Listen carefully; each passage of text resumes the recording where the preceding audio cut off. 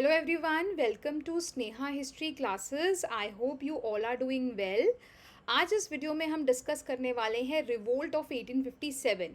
इस वीडियो में हम डिस्कस करेंगे इसका बिगिनिंग और इसका स्प्रेड, और इससे रिलेटेड ऑलरेडी जो कॉजेज़ के ऊपर है वो मैं वीडियोस अपलोड कर चुकी हूँ, तो आप चाहें तो पहले वो वीडियोस देख लीजिए. बाकी अगर आप मेरे चैनल पे नए हैं तो प्लीज़ सब्सक्राइब द चैनल, और अगर आपको इस टॉपिक से रिलेटेड स्टडी मटेरियल चाहिए तो वो आपको मेरे टेलीग्राम चैनल पे मिल जाएगा, जिसका लिंक आपको डिस्क्रिप्शन बॉक्स में मिल जाएगा. तो बहुत ही इंपॉर्टेंट टॉपिक है सारे हिस्ट्री के स्टूडेंट्स के लिए. तो चलिए जल्दी से शुरू करते हैं. सो हमने ऑलरेडी कॉजेज़ डिस्कस कर लिए हैं. अभी हम बात करेंगे about the beginning and the spread of the revolt. तो देखिए, इस रिवोल्ट की शुरुआत जो है वो हुई थी मार्च 29, 1857 में, जब कुछ इंडियन सोल्जर्स थे, उन्होंने बगावत कर दी थी. कहाँ पे? बैरकपुर एंड बहरामपुर, बंगाल में. ठीक है. अब एक ब्राह्मण सोल्जर थे, ये आप इमेज में देख सकते हैं.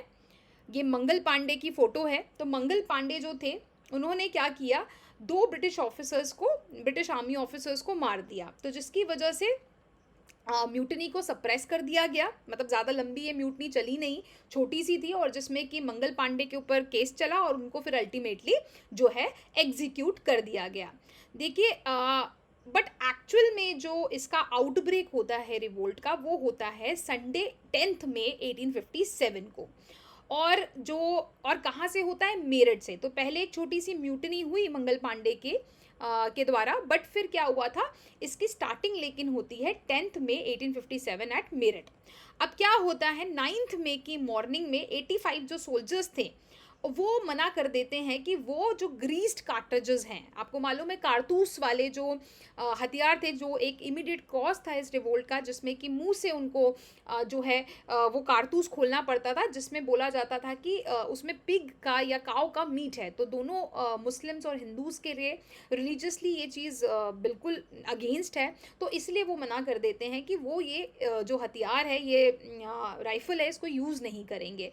सो 9 मई को यही होता है, ये लगभग 85 सोल्जर्स मना कर देते हैं. और फिर क्या होता है कि इन सबको जो है कोर्ट मार्शल कर दिया जाता है, और उनको 10 साल की रिगरस इम्प्रिजनमेंट की सज़ा जो है दे दी जाती है. फिर क्या होता है, जो 10 मई की इवनिंग में सारे कॉमरेड्स जो थे वो रिवोल्ट कर देते हैं, और वो जो इंग्लिश ऑफिसर्स थे उस जगह पे, उनको मार दिया जाता है, और जेल में जो है पहुंच जाते हैं. सारे प्रिजनर्स को वो छुड़ा देते हैं, और जो इंग्लिश बंगलो है वहाँ का, उसको आग लगा देते हैं, और फिर वो बढ़ते हैं किसकी तरफ? दिल्ली की तरफ. सो यहाँ से जो है म्यूटनी की शुरुआत होती है. अब क्या होता है कि रूमर्स बहुत जल्दी स्प्रेड होने लग जाते हैं कि ब्रिटिश रूल जो है वो गिर गया है. ठीक है.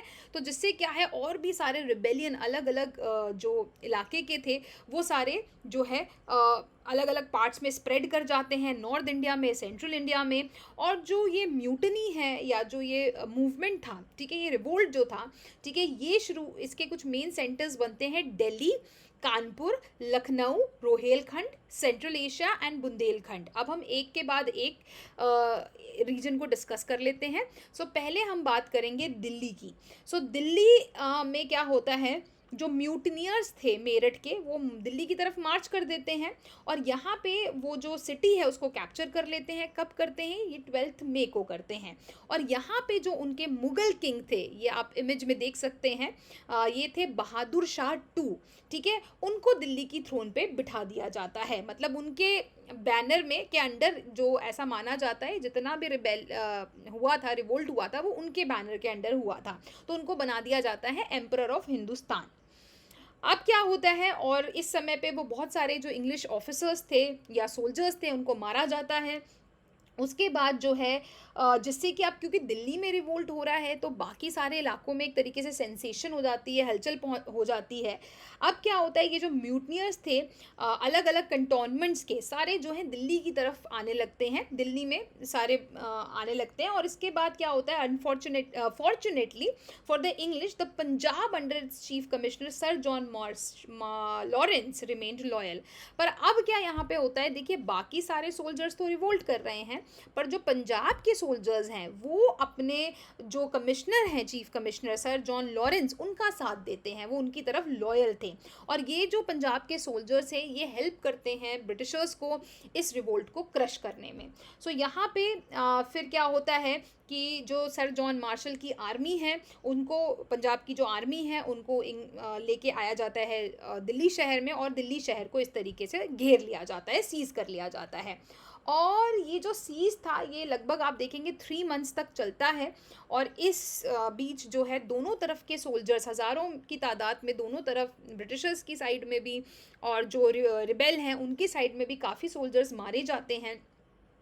और अल्टीमेटली सितंबर 1857 को दिल्ली जो है वो रिकैप्चर कर लिया जाता है बाय सर जॉन निकोलसन। ठीक है, तो अल्टीमेटली जो ब्रिटिश साइड है उसकी विक्ट्री होती है और दिल्ली को दोबारा से कैप्चर कर लिया जाता है। बट इस दौरान जो है सर जॉन निकोलसन की जो है डेथ हो जाती है। अब क्या होता है, जो बहादुर शाह टू हैं, जो कि एक काफ़ी बुजुर्ग, आप फोटो में भी देख सकते हैं, काफ़ी बुजुर्ग मुगल एम्परर थे, उनको कैप्चर कर लिया जाता है। और उनके जो 2 बेटे हैं, उनके ग्रैंडसन हैं, और जो भी जिनके जो कि रॉयल ब्लड के थे, उन सबको जो है इंस्टेंटली शॉट किया जाता है, दे वर शॉट डेड और पब्लिकली। और ये कौन करते हैं कर्नल हडसन। अब क्या होता है, बहादुर शाह जो है उनके ऊपर फिर उनको कोर्ट मार्शल कर दिया जाता है, गिल्टी पाया जाता है और उनको जो है लाइफ लॉन्ग इम्प्रिजनमेंट की सज़ा दे दी जाती है। और इस तरीके से उनको भेज दिया जाता है रंगून, उनकी वाइफ जिनका नाम था जिनत महल उनके साथ, और जहाँ पे जो है उनकी डेथ हो जाती है इन द ईयर नवंबर 7, 1862। और इस तरीके से आप देखेंगे जो मुग़ल इम्पीरियल डायनेस्टी थी उसका भी जो है इसके साथ ही वो ख़त्म हो जाती है। और अब जो है दिल्ली वापस से ब्रिटिशर्स के पास आ गया है। नेक्स्ट हम देखते हैं कानपुर के बारे में। कानपुर में थे धोंदू पंत, ये आप इमेज में देख सकते हैं, जो है नाना साहिब। ठीक है, और ये थे अडॉप्टेड सन किसके, लास्ट पेशवा बाजीराव टू के। और ये कानपुर में लीड करते हैं म्यूटनियर्स को, और इनको पूरी तरीके से सपोर्ट करते हैं तात्या टोपे, और जो कि एक ब्रेव ब्राह्मण कमांडर थे नाना साहिब के फोर्स में। और ये नाना साहिब क्या करते हैं, वो कानपुर शहर को घेर लेते हैं, उसको सीज कर लेते हैं जुलाई 1857 में। और इस तरीके से 20 दिनों के अंदर ही जो ये शहर है ये कब्जा लेते हैं। अब क्या होता है, जो म्यूटनियर्स हैं वो प्रोक्लेम करते हैं नाना साहिब को उनका पेशवा। और उसके बाद क्या होता है, after some resistance the English in the fort threw themselves at his mercy. तो अब जो इस जगह पे जो अंग्रेजी सेना थी वो भी हार मान लेती है। और नाना साहिब क्या करते हैं, वो प्रॉमिस करते हैं कि जो है उनको सेफ कंडक्ट दिया जाएगा इलाहाबाद पे। But when those people were getting into the boats, देखिए अब क्या हुआ, क्योंकि यहाँ पे जो कानपुर में जो ब्रिटिश ऑफिसर्स ने सरेंडर कर दिया था ऑफिशियल्स ने, अब उनको ये बोलते हैं कि आपको हम सेफली निकाल देंगे यहाँ से। अब क्या होता है, जब उनको निकाला जाता है बोट के थ्रू, तो ये खबर जो है लोगों तक पहुंच जाती है और वहाँ पे एक मोब आती है और वो उन लोगों को मार देती है। तो ये जितने भी ब्रिटिशर्स थे उनको मार दिया जाता है। अब क्या होता है, finally general Havelock defeated Nana Sahib in the battle of Kanpur. तो एक बैटल होती है नाना साहिब और जनरल हैवलॉक के बीच में, जिसमें जो है नाना साहिब की हार होती है जुलाई 16, 1857 में। और इसके बाद नाना साहिब जो है नेपाल की तरफ भाग जाते हैं और उसके बाद उनके बारे में कोई खबर नहीं मिलती है। नेक्स्ट हम देखते हैं लखनऊ।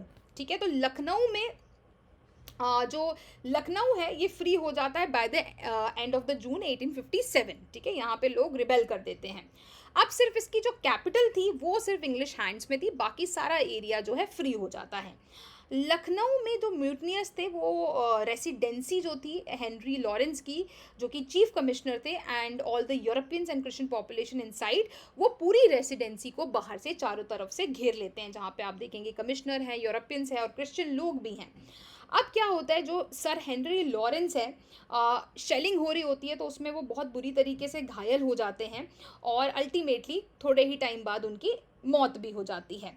ठीक है, बट गैरिसन कंटिन्यू होता है। जनरल हैवलॉक और general Outram came to their rescue but were themselves besieged in the residency, मतलब ये निकल नहीं पाते हैं, ये भी उस घेराबंदी के अंदर आ जाते हैं।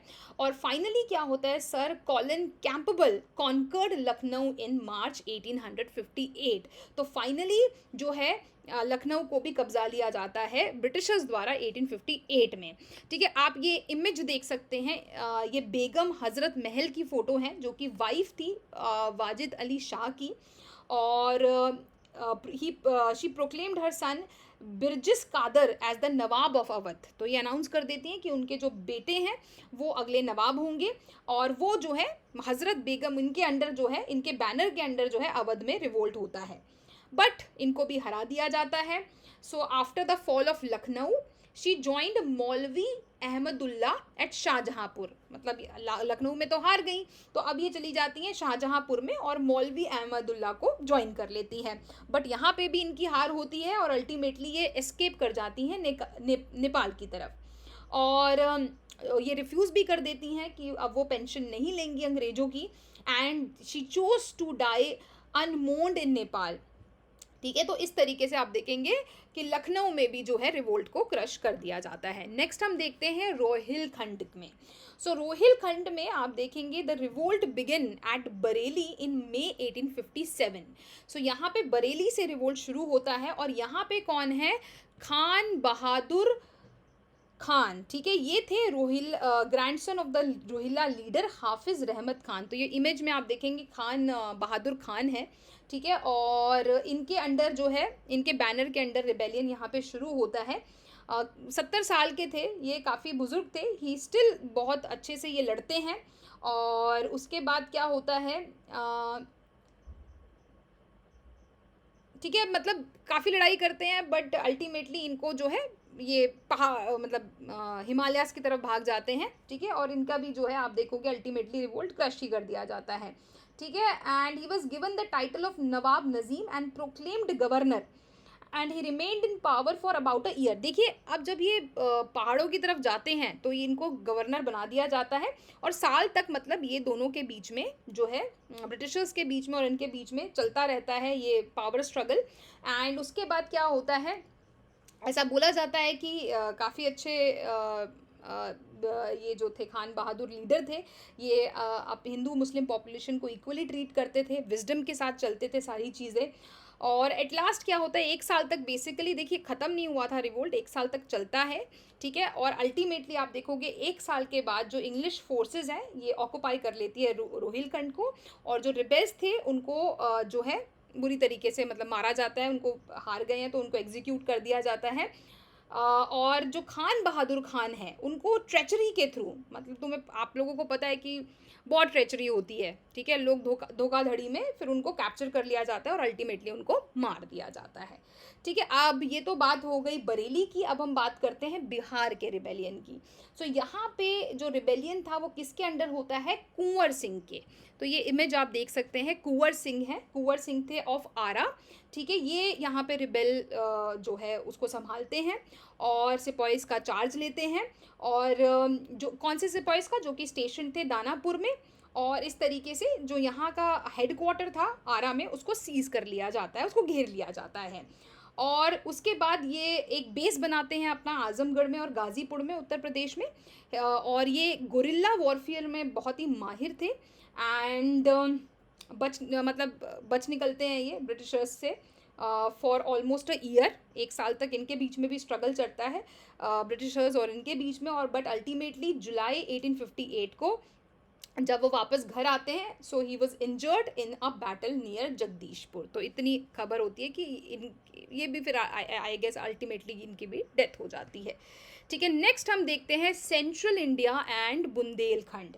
सो ये बड़ा ही इंपॉर्टेंट है एरिया। यहाँ पे आप देखेंगे जो प्रिंसिपल सेंटर था रिबेल का सेंट्रल इंडिया और बुंदेलखंड का, वो था झांसी।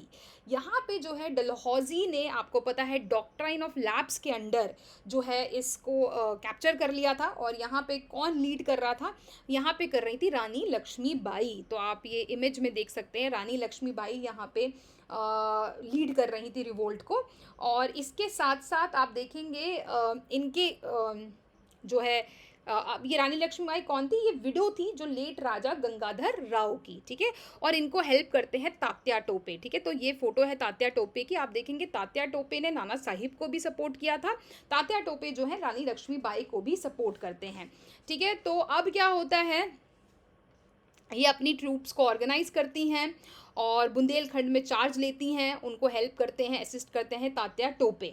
मार्च 1858 में जो सर हुग रोज हैं, ठीक है, जो कि यहाँ के सेंट्रल इंडिया के ऑपरेशन के इंचार्ज थे, वो झांसी की तरफ जो है मार्च करते हैं।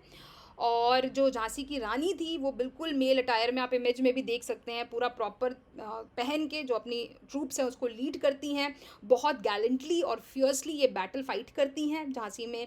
और यहाँ पे क्या होता है, यहाँ से पे बट अल्टीमेटली खैर एस्केप कर लेती हैं झांसी की रानी, पर जो रोज़ है वो झांसी को जो है कैप्चर कर लेते हैं। अब क्या होता है, यहाँ से जो है झांसी की रानी आगे बढ़ती हैं ग्वालियर की तरफ, और तात्या टोपे के साथ वो ग्वालियर को कैप्चर कर लेती हैं। यहाँ पे सर हुग रोज जो हैं वो फिर यहाँ ग्वालियर की तरफ बढ़ते हैं उनसे बैटल फाइट करने के लिए, और एक फियर्स बैटल होती है रानी झांसी और इनके बीच में। और अल्टीमेटली क्या होता है, वो हीरोइकली फाइटिंग करते करते शी डाइड ऑन जून 17, 1858। और उनकी डेथ के बाद जो तात्या टोपे हैं वो he kept large British forces engaged in chasing him, मतलब सारे जो भी ब्रिटिश फौजें हैं वो ढूंढ रही होती हैं तात्या टोपे को, और सेंट्रल इंडिया में और राजपुताना में। और अल्टीमेटली क्या होता है, फाइनली जो एक ज़मींदार फ्रेंड थे उनके तात्या टोपे के, वो उनको बिट्रे कर देते हैं। तो आप काफ़ी बार देखेंगे, स्पेशली अब जब हम इंडियन हिस्ट्री पढ़ रहे हैं और मॉडर्न इंडियन खैर एंशंट में भी आप देखेंगे कि बहुत ट्रेचरी होती है, मतलब अपने ही लोग जो हैं धोखा दे देते हैं। सो ये एक बहुत बड़ा रीज़न है कि हम लोग कभी सक्सेसफुल क्यों नहीं हो पाए अपने कंट्री को रूल करने में, क्योंकि हमारे बीच में ही गद्दार हैं, ठीक है। सो अब लोग जाके ब्रिटिशर्स से मिल गए, तो जो गद्दारों की वजह से ही हम जो है अपने कंट्री पे राज नहीं कभी कर पाए, ठीक है। सो अब यहाँ पे जो इनका ज़मींदार फ्रेंड है वो धोखा दे देता है, और इस तरीके से जो है तात्या टोपे को अरेस्ट कर लेती है ब्रिटिश फोर्स, और उनको उनके ऊपर ट्रायल होता है और फिर उनको डेथ पनिशमेंट दे दी जाती है। बहुत ब्रेवली फाइट करते हैं तात्या टोपे अगर हम देखें, but by the end of 1859 the British authority over India was firmly re-establish. तो यहाँ पे तात्या टोपे के एंड के बाद जो रिवोल्ट है वो ख़त्म हो जाता है, और जो ब्रिटिशर्स हैं वो वापस से रीस्टैब्लिश कर लेते हैं अपनी पावर को। और जो गवर्नमेंट है ऑफ द कंट्री, अब यहाँ पे एक चीज़ होती है कि अब जो कंपनी जो पावर है वो कंपनी से किसके पास चली जाती है, क्राउन के पास। ये कब जाती है, ऑन नवंबर 1, 1858, ठीक है। सो आज इस वीडियो में हम इतना ही करेंगे।